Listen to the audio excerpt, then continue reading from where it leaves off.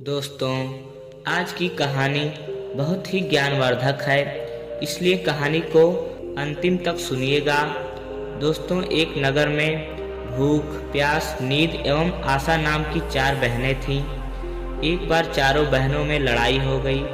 भूख कहती कि मैं बड़ी हूँ, प्यास कहती कि मैं बड़ी हूँ, नींद कहती कि मैं बड़ी हूँ और आशा कहती कि मैं बड़ी हूँ। चारों इस विवाद को लेकर राजा के पास पहुंची। एक ने कहा कि मैं बड़ी हूँ, दूसरी ने कहा कि मैं बड़ी हूँ, तीसरी ने कहा कि मैं बड़ी हूँ और इसी तरह चौथी ने भी कहा कि मैं बड़ी हूँ। राजा यह सुनकर सबसे पहले भूख से कहा कि भूख, तुम बताओ तुम कैसे बड़ी हो। तो भूख ने कहा, मैं इसलिए बड़ी हूँ क्योंकि मेरे ही कारण घर में चूल्हे जलते हैं, अच्छे अच्छे पकवान बनते हैं और जब थाली सजाकर दी जाती है तब मैं खाती हूँ, इसलिए मैं सबसे बड़ी हूँ।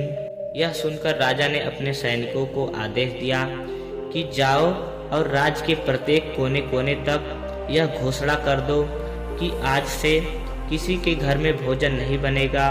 फिर देखते हैं जब भूख को भूख लगेगी तो वह क्या करेगी। पूरा दिन बीत गया, पूरी रात बीत गई।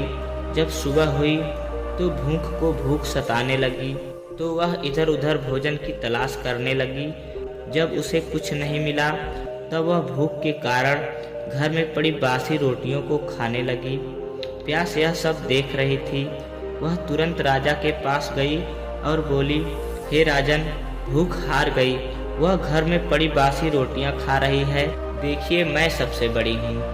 राजा ने कहा, तुम बताओ तुम कैसे बड़ी हो।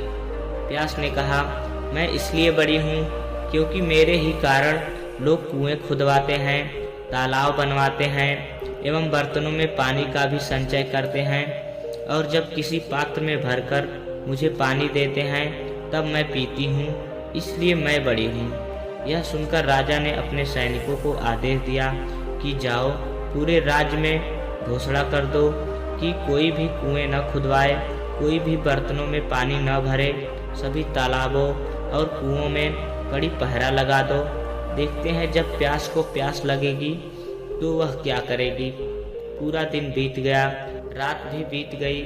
जब दूसरे दिन प्यास को प्यास सताने लगी तब वह इधर उधर भटकने लगी। उसे जब कहीं भी पानी पीने को नहीं मिला तो वह मजबूर होकर गड्ढे का पानी पीने लगी। नींद यह सब देख रही थी। उसने तुरंत राजा के पास जाकर कहा कि राजन, प्यास हार गई, वह गड्ढे का पानी पी रही है, इसलिए मैं सबसे बड़ी हूँ। राजा ने पूछा, तुम कैसे बड़ी हो।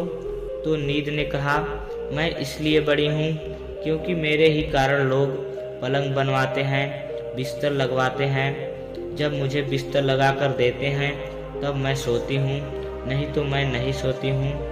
राजा ने फिर अपने सैनिकों को आदेश दिया कि पूरे राज्य में घोषणा कर दो, कोई भी पलंग न बिछाए, उस पे बिस्तर न डलवाए।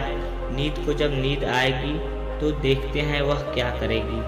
पूरा दिन बीत गया, आधी रात बीती तो नींद को नींद आने लगी तो इधर उधर बिस्तर खोजने लगी। जब बिस्तर नहीं मिला तो वह मजबूर होकर ऊबड़ खाबड़ जगह पर ही सो गई। आशा यह सब देख रही थी। उसने तुरंत राजा के पास जाकर कहा कि राजन, नींद हार गई, वह ऊबड़ खाबड़ जगह पर जाकर बिना बिस्तर के ही सो गई, इसलिए बड़ी तो मैं ही हूँ। राजा ने उससे भी पूछा, तुम कैसे बड़ी हो। आशा ने कहा, मैं इसलिए बड़ी हूँ क्योंकि लोग मेरे कारण ही काम करते हैं, नौकरी धंधा मजदूरी करते हैं, परेशानियाँ उठाते हैं, लेकिन आशा के दीपक को बुझने नहीं देते।